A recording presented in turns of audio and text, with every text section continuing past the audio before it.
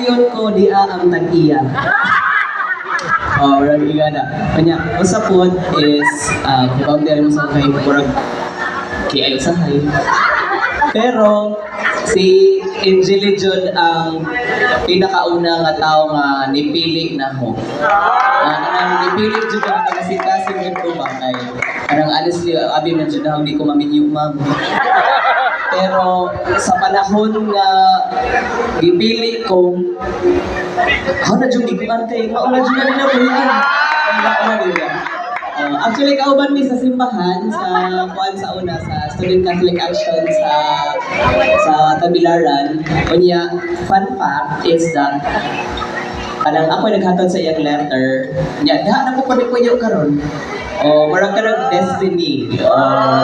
Nya, ako pa nag-iampo sa Ginoo, ma'am. Hari siya gidimandaan pag-college. Marang kanina, Lord. Nisugot man, di. Sige, go! Ako to. Thank you very much, Mr. and Mrs. Ken and Angeli Pugoy. Hala no, sakto niya to. Strike while the iron is hot. Kaya di sumot man, wala niya palabya. So, tanan na single and... Nagtatasin ma'am, tanan nga single o nag-single again. Kung nahin, musugod siya grab. Just like what happens na like, once ko nagalaman na ka, mag-ninyo si Beth, na-shock ko din, ha? Aslan ka? So, naghanap mo mga kauban ni Kasal, so hindi ko ka-anha kay, Gitaw, tinodron kay, na-conflict ba, pero saya hapon kami niyoon, muna gituloy po sa Ginoo nga, makatik ko, kasi naghapit ko na kalimot, kaya nag-limpyo ko sa balay, magiging ka na nawag sa ka-angel.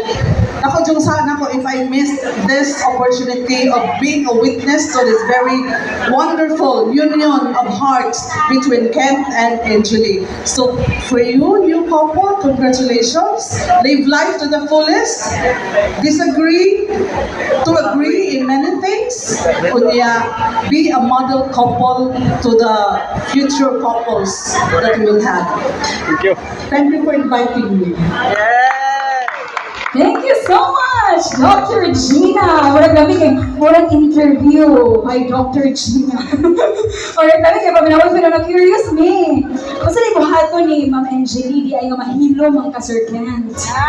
Ngayon nga siya ay makapahilom na ako. Aanaw pa lang ko no, sus Ginoo ko. Kung sigaan lang na mata mahilom na di ay